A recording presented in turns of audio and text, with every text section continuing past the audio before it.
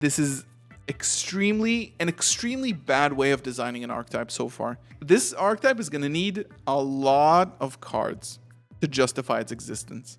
If you haven't heard yet, this was announced yesterday, so we are in the last week of reveals before like the openings for Phantom Nightmare, stuff like that. So this is again revealed yesterday, a new TCG exclusive archetype, which happens every few core sets, like Phantom Nightmare, Age of Overlord, stuff like that. We had Testina and Duelist Nexus. So we got the images, and the pictures were actually insane. People were like, "This is extremely hype." I'm gonna say for myself, this looks great. Like in terms of the art style, the concept, it is promising. A lot of people were like, also, this is a Dark Souls and Elden Ring archetype. Like inspired, the artwork and the story are inspired by that, and I can actually see that. If you played Elden Ring, you know that Lindell, spoilers, click off now if you haven't, Lindell, the main city, the capital city of the Elden Ring world, becomes the Ashened capital. People saw the artwork, they were hyped. In the introduction of the Phantom Nightmare set, they actually said in the text, you're going to be using the card Bonfire to search these monsters because they are pyros. Pyro, you can play Bonfire. It makes sense. Like fires are the hot new thing right now, right? So everything's like geared towards making this archetype insane. And for the past 2 days, if you haven't been on Reddit or Twitter, people have been going absolutely wild for this, me included, because this looks on paper, before we saw the card text, it looks incredible. Let's go over and read the cards to try to understand what the deck tries to achieve, but mainly discuss, in my opinion, why this is probably the worst TCG exclusive archetype in a very, very long time. This was my only poor attempt at trying to build something. You haven't seen the cards yet, so you actually don't know what they do. This just tells you how, like, there's no extra deck and there's Dogmatica cards in there, because this is the only thing, swear to God, the only thing that I managed to get working with this deck. We have the main thing that ties the story together, which is actually a relatively good card on its own. So this is Vados, the Eruption Dragon of Extinction, Pyro Dark, 2800 attack. Now during the main phase, if it's in your hand as a quick effect, you can target one card in the field zone, you special summon it, then you pop it, you pop the field spell from your hand, right? And you can set or add to your hand an Ashened continuous trap card from your deck, okay? Which is this one we're going to be discussing soon. So right off the bat, Vados, very cool effect. Basically, if Fire King Sanctuary didn't have the effect to protect, this card would have probably been 3 of in the next format. Now, if this card is sent from your opponent's field to your graveyard, you can destroy all monsters on the field. So what they're saying, especially like in the intro video, what they said was that basically it forces your opponent to make a decision whether they want to get rid of this and get their whole board blown up. We have the Ashen City. Face-up special summon monsters your opponent controls become pyro during your turn only.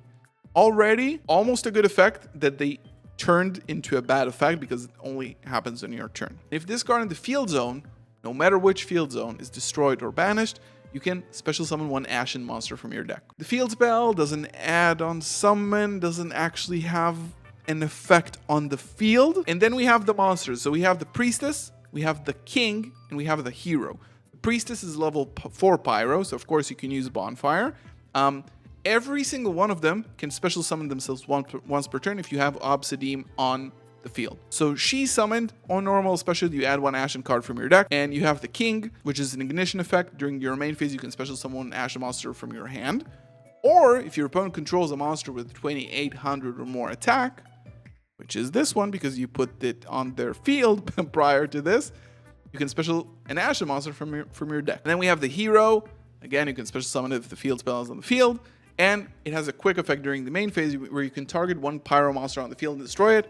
Then if you destroyed Vados, you can place one Obsidian from your deck. An almost broken card, which is actually So bad. Unbelievably bad. You activate it as a quick effect. You place Ashen City from your deck face up on either field zone. Then if your opponent controls a card in their field zone, you can add a level 5 or higher dark pyro monster from your deck to your hand. For the rest of the turn, after this card resolves, you cannot special summon monsters from the extra deck except pyro monsters. The problem is, and also another fun fact, as they mentioned in the video, all of them together, this, all of them together equal 8,000, which means maybe they want you to go second with this deck. I guess this is a above average hand, right? So you activate Vados, place Obsidian in your opponent's field spell card zone, and then you can add Vados here. Now, Vados target the field spell, summon it to your opponent's side of the field, pop the field spell. Field spell effect, we summon the king. Now, the king, in this case, it can special summon basically anything we want. So we can special summon hero, and now we have, like, we opened a crazy hand with this deck. Obviously, we opened a crazy hand. It doesn't really matter now. So I can go for this. Oh, and I also have the trap set because I summoned Vados. So I have this set on my field. And now Priestess on summon can grab me another copy of Obsidian, which I can then activate, and I'm going to draw a card during the end phase. Now, this is where it gets tricky-ish. Matrix, because our opponent controls a monster, now it becomes... This was a custom hand, by the way, right? Now, I don't have anything to do with these. This is the main problem, because this card, look at how much advantage this single card got me. It got me 4 cards, basically. Three cards, I would say. Right? Now, just my field is clogged. Tribute these two to summon Albazoa. White becomes 4,500. You can actually modulate any one of these, increase their attack by 4,000, because this is like... And I can set this, and then during the end phase, I add a Fleur-de-Lis to my hand, which I don't have currently in my deck, so let's just add this instead. And I could also do like Matrix to send another thing. Albazoa to send 7 cards out of my opponent's hand and extra deck. The Obsidian in the bottom of the deck. I draw 1 card, draw a Bonfire. It's not going to matter because the starter is not really a starter, right? What do the Ashened cards do? They don't do anything. Now look at all the board I have. Like, look at all the cards. But the problem is the Ashen card themselves don't do anything. Now, I do want to discuss a few reasons why I think why I think this is a little bit lacking. Like, the first thing is that the deck automatically, like, first of all, the very basic thing is that the deck does nothing. It does absolutely nothing, okay?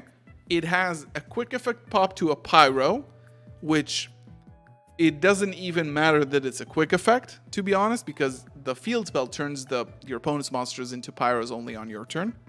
So if you want to pop the Vados, sure. It's pretty good into a pyro meta, I guess, right? You can pop a Populous. Now, if you activate the best card in the deck, which is the quick play, you are locked into pyro monsters from the extra deck. I'm going to save you the dueling book search. There are none, okay?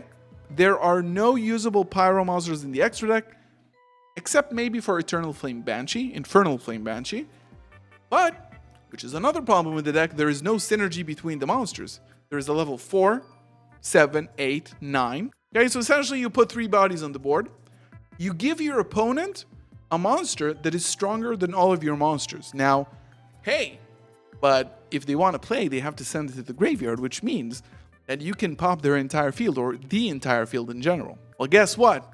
I don't care about that at all. Because first of all, you can swing into any of their monsters and already clear them. Do you want to pop with the hero during the main phase? Right? I can just go battle phase, attack the hero, and I clear the only interruption you have on your board. Right?